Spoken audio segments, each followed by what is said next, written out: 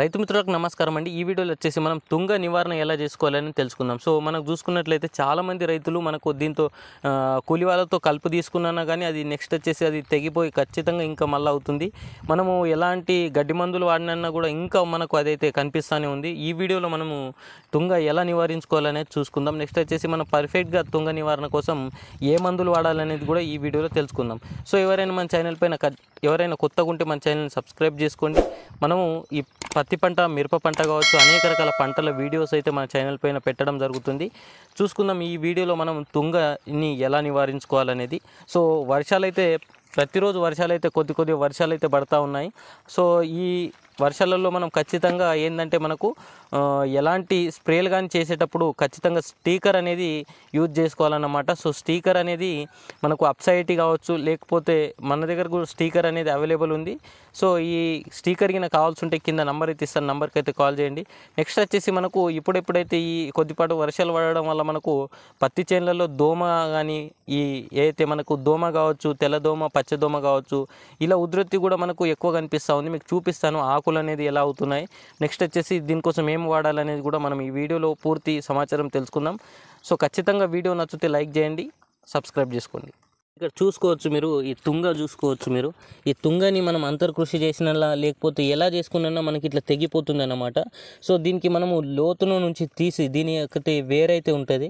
So ఈ వేరు తీసిన తర్వాతనే మనకు దీనికి ఈ శాశ్వత పరిష్కారం అనేది ఏర్పడుతుంది. దీని వేరు అనేది మనకు ఖచ్చితంగా తీసుకోవాలి. దీని వేరు లోపట్ల నుంచి ఎప్పుడైతే మనము తీస్తామో అప్పుడైతే మనకు ఇది వెళ్ళదన్నమాట. సో చూసుకోండి, మనకు పత్తి చెట్లలో కూడా మనకు కనిపిస్తూ ఉంది. ఇలా మనము పీకేసినా కానీ మనకు అంతర్కృషి చేసిన కలుపులతో కూడా మనకు ఇది రాదన్నమాట. సో ఇట్లా మనకు వెళ్ళిపోతుంది. సో ఖచ్చితంగా దీనికి మంచి మనకు ఏదైతే గడ్డి మందు వాడుకోవాలి, మనకు మంచి మందు అయితే మనము చూసుకోవాలన్నమాట. సో మీకు చూపిస్తాను, ముంగట కూడా మన చేనులో ఉంది. దీంట్లో ఏ మందు వాడాలనేది కూడా ఈ వీడియోలో చూపిస్తాను. సో మనకు ఇప్పుడు చూసుకున్న పత్తి చేనులో మనకు ఇలా ఆకు లోపల మనకు చూడండి, మీకు దోమ అనేది కనిపిస్తూ ఉంది మీకు. సో ఆకులు కూడా మనకు ఎలా అవుతున్నాయి చూసుకోవచ్చు. మీకు ఇలా డొప్పలాగా అయితే మారుతూ ఉన్నాయి. సో ఏంటంటే ఈ రసం పీల్చే పురుగులు అనేది ఈ ఆకుల నుంచి రసం పీల్చుకున్న తర్వాత ఈ ఆకుల పరిస్థితి అనేది ఇలా కనిపించడం జరుగుతుంది. మీకు చూపిస్తాను ఆకులు అనేది ఎలా అవుతున్నాయో. సో ఇట్లా మనకు దోమ ఉధృతి ఎక్కువైపోవడం వల్లనే మనకు దోమ కావచ్చు, రసం పీల్చే పురుగుల ఉధృతి ఎక్కువైపోవడం వల్లనే మనకు ఇలా సమస్య అనేది కనిపిస్తూ ఉంటుంది. నెక్స్ట్ వచ్చేసి ఇది మీ ఆకుపైన ఇలా పచ్చగా అయితే కనిపిస్తూ ఉంది కదా. సో ఇలా మనకు ఈ కాల్షియం కావచ్చు, మనకు న్యూట్రిషన్స్ డిఫిషియన్సీ వల్ల కూడా మనకు ఈ పచ్చదనం అనేది ఏర్పడుతుంది అన్నమాట. సో ఖచ్చితంగా మీరు ఒక న్యూట్రిషన్ అదేవిధంగా మనకు దోమ మందు అయితే యూజ్ చేసుకున్నట్లయితే బెస్ట్ రిజల్ట్ అయితే మనకు కనిపిస్తుంది అన్నమాట. సో ఈ వీడియోలో వచ్చేసి మనము చెప్పేది ఏంటంటే దోమ కోసం అయితే మన దగ్గర ఒక మందు అయితే అవైలబుల్ ఉంది, బెన్సేన్ అనేది. సో అది మందు అయితే మనకు పర్ఫెక్ట్గా పచ్చదోమ, తెల్లదోమ పైన పర్ఫెక్ట్గా అయితే రిజల్ట్ అయితే ఉంటుంది. సో అది మీకు అయితే క్లిప్ కూడా పెట్టడం జరుగుతుంది, వీడియో లేకపోతే ఒక ఫోటో కూడా పెట్టడం జరుగుతుంది. సో అది మనము యూజ్ చేయడం కూడా జరిగింది, దాని బెస్ట్ రిజల్ట్ అయితే మనకు కనిపించింది, అందుకోసం అయితే మనము పెడుతున్నాము. సో ఇది మనకు యూజ్ చేసుకున్నట్లయితే మన చేనులో పచ్చదోమ, తెల్లదోమ కానీ ఎలాంటి దోమ కూడా ఉన్నట్లయితే కూడా మనకు కంట్రోల్ అవుతుంది అన్నమాట.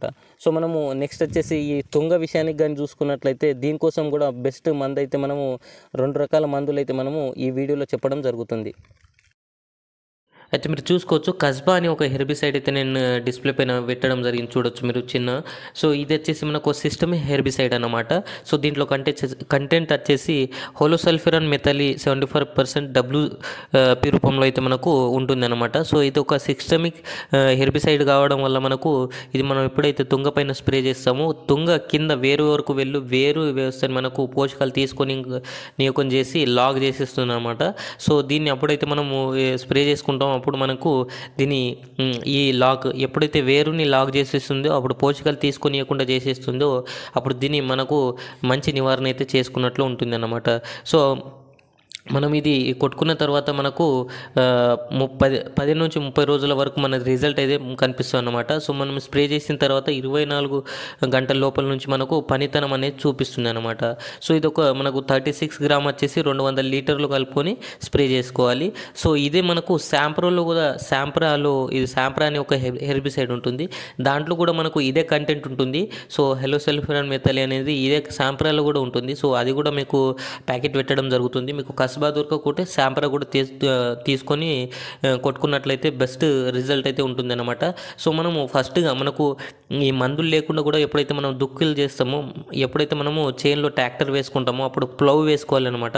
ప్లవ్ వేసుకున్న తర్వాత మనం ఎక్కడైతే మనకు ఉంటుందో అప్పుడు మనం గుర్తుంచుకొని ఆ భాగంలో మనకు డీప్ ప్లోవింగ్ చేయడం వల్ల దాని వేర్లు అనేది మనకు ఏదైతే చిన్న చిన్న గడ్డలు అనేది ఉంటాయి, సో అవి వేర్లు అనేది తీసుకొని మన చేను బయట కానీ ఎక్కడైనా పడేయాలన్నమాట. అప్పుడు మనకు చేనులో అయితే అస్సలు లేకుండా అయితే ఉంటుందన్నమాట. సో ఖచ్చితంగా ఫస్ట్ అయితే దీని వేర్ని మనకు ఎప్పుడైతే తీసేస్తామో అప్పుడు మన చేనులో నుంచి ఇది వెళ్ళిపోతుంది అన్నమాట. డీప్ ప్లవింగ్ డీప్ ప్లవింగ్ చేసి తీసేసుడే బెస్ట్ మనకు దీని పరిష్కారం అన్నమాట. సో మందులు వాడేటప్పుడు కూడా జాగ్రత్తగా వాడండి. దీన్ని చెరుకు పంటలు, మొక్కజొన్న పంటలు అయితే యూజ్ చేసుకోండి. సో వీడియో నచ్చితే లైక్ చేసి సబ్స్క్రైబ్ అయితే చేసుకోండి.